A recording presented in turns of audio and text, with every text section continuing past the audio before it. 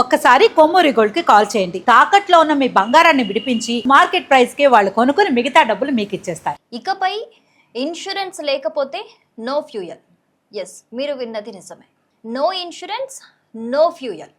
So ఇకపై ఏ వాహనానికైతే insurance అయితే ఉండదో వాళ్ళకి పెట్రోల్ కావచ్చు, డీజిల్ కావచ్చు, సిఎన్జి, ఎనీథింగ్ ఎల్స్ ఏది కూడా ఉండదు అనమాట. సో దీని మీద సుప్రీంకోర్టు కీలక వ్యాఖ్యలు చేసింది.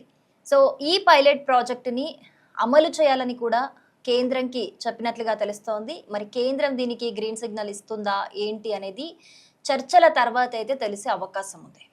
అయితే అసలు సబ్జెక్ట్ ఏంటి అని అంటే, సుప్రీంకోర్టులో ఒక నేషనల్ ఇన్సూరెన్స్ కంపెనీ లిమిటెడ్, అలాగే ధనలక్ష్మి, తుంగాల ధనలక్ష్మి అనే ఆవిడకి, వాళ్ళిద్దరికి మధ్య జరిగిన ఒక కేసు, యాక్సిడెంట్ కేసుకి సంబంధించి ఈ డిస్కషన్ అయితే సుప్రీంకోర్టు చేయడం జరిగింది. సో ఈ కేసు ఒక జడ్జిమెంట్ నిన్న రావడం జరిగింది. సో ఆ నేపథ్యంలోనే సుప్రీంకోర్టు వాహనాలకి సంబంధించిన ఇన్సూరెన్స్ గురించి కీలక వ్యాఖ్యలు చేయడం అయితే జరిగింది. సో దీనికి సంబంధించి కేంద్రం వాహనదారులకి బిగ్ షాక్ ఇవ్వబోనున్నట్లుగా కూడా తెలుస్తోంది. ఇకపై కూడా ఒకవేళ ఇన్సూరెన్స్ బండికి లేకపోతే కనుక అది పెట్రోల్ బంక్లోనే వెరిఫై చేసి వాళ్ళకి ఫ్యూయల్ కూడా ఇవ్వబడదన్నమాట. దీన్నైతే అమలు చేసే విధంగా అయితే సుప్రీంకోర్టు ఆదేశాలు అయితే ఇచ్చింది, అమలు చేసే విధంగా చూడాలి అని చెప్పేసి.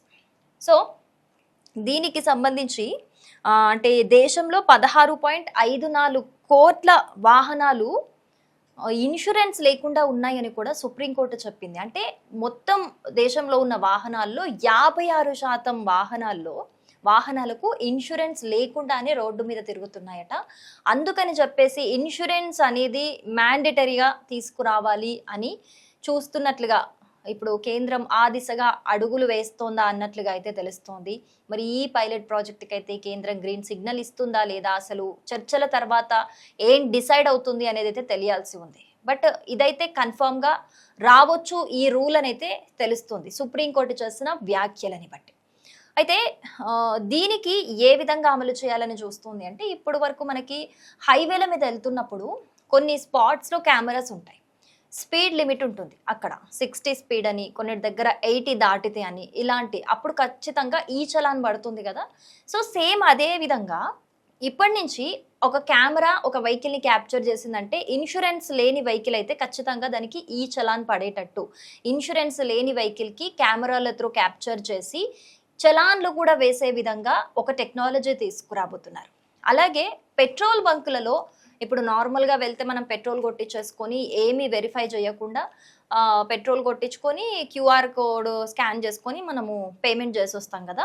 సో ఇకపై కొన్ని కొత్త క్యూఆర్ కోడ్లు తీసుకురానున్నారు. దానివల్ల అంటే ఒక డిఫరెంట్ టెక్నాలజీ అయితే తీసుకొస్తారు.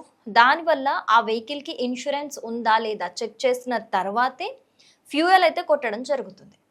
సో మీ వెహికల్కి కనుక ఇన్సూరెన్స్ లేదు అని అందులో తెలిస్తే, అది ఏ రకమైన ఇన్సూరెన్స్ అయినా పర్లేదు, మినిమం ఇన్సూరెన్స్ అయితే ఆ వెహికల్కి ఉండాలి. ఉంటే మాత్రమే పెట్రోల్ అయినా, డీజిల్ అయినా, లేకపోతే సిఎన్జి అయినా.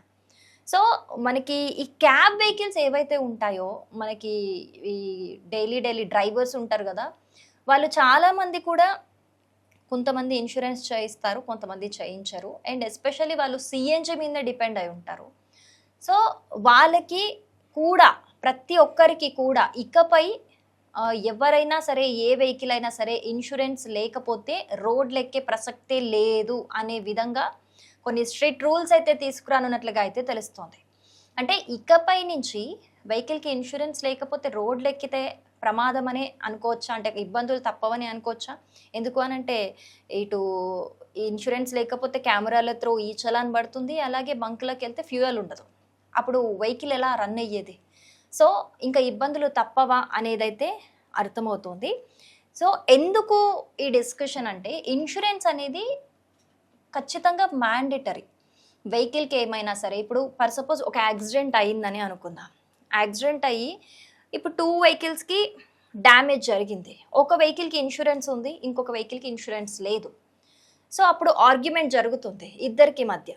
కానీ ఎవరైనా సరే ఒక చిన్న వెహికల్ ఉందనుకోండి, దానికి ఇన్సూరెన్స్ లేదు, వాళ్ళు ఆబ్వియస్గా వాళ్ళే చేయించుకోవాలి, వాళ్ళ మిస్టేక్ ఉంటే.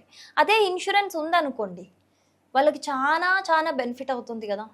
ఆబ్వియస్గా అదర్ వెహికల్కి కూడా ఇన్సూరెన్స్ ఉంది కాబట్టి ట్రబుల్ ఏమి ఉండదు.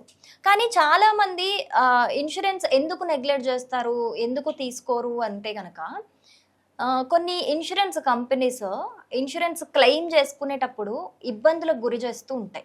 అదంటాయి, ఇదంటాయి, ఇది లేదంటాయి, అది లేదంటాయి. దానివల్ల కొంతమంది పీపుల్ విసిగిపోయి ఉంటారు. నాకు ఇదంతా అవసరమా, ఇప్పుడు ఏమవుతుందిలే నా బండికి, ఏం కాదులే అని చెప్పేసి లైట్ తీసుకొని ఇన్సూరెన్స్ అయితే చేయించుకోరు. సో కొన్ని ఇన్సూరెన్స్ కంపెనీల తీరు వల్ల కూడా కొంతమంది చేయించుకోని పరిస్థితి. కానీ ఒకవేళ ఇలాంటి రూల్స్ గనక ఒకవేళ అమలైతే, ఇన్సూరెన్స్ కంపెనీ రూల్స్ కూడా జనాలకి కొంచెం కంఫర్టబుల్గా కంపాటబుల్గా ఉంటేనే అందరూ చేయించుకోగలుగుతారు. మరి ఈ రూల్ తీసుకొచ్చినప్పుడు ఇన్సూరెన్స్ కంపెనీ వాళ్ళకి కూడా జనాలకి తప్పకుండా సహకరించాలి అనే రూల్స్ కూడా తీసుకొస్తే బాగుంటుంది. ఎందుకంటే కొన్ని కంపెనీస్ అంటే కొన్ని ఫేక్ కంపెనీస్ ఉంటాయి. మనం కూడా ఇన్సూరెన్స్ తీసుకునేటప్పుడు మరి ఎక్కడ ఇన్సూరెన్స్ తీసుకుంటున్నాము, అది ఎలాంటి కంపెనీ, దాని బ్యాక్గ్రౌండ్ ఏంటి అంతా చెక్ చేసుకున్న తర్వాత తీసుకుంటే బెటర్. ఎందుకంటే ఈ రోజుల్లో చూస్తున్నాము, ఇన్సూరెన్స్ మేము కట్టాము, మాకు ఇది క్లెయిమ్ అవ్వలేదు, అది ఇలాంటి ఇష్యూస్ కూడా మనం చూస్తున్నాం. కాబట్టి మనం ఎక్కడ తీసుకుంటున్నామో అక్కడ మనం ఒకటికి 2 సార్లు చెక్ చేసుకొని తీసుకున్నది బెటర్. అలాగే ఇన్సూరెన్స్ కంపెనీస్ కూడా మోస్ట్లీ ఉంది, ఒక్కసారి వెహికల్కి ఇన్సూరెన్స్ ఉంది అని అంటే అది ఏ పరిస్థితుల్లో అయినా సరే మనకు ఖచ్చితంగా యూజ్ అవుతుంది.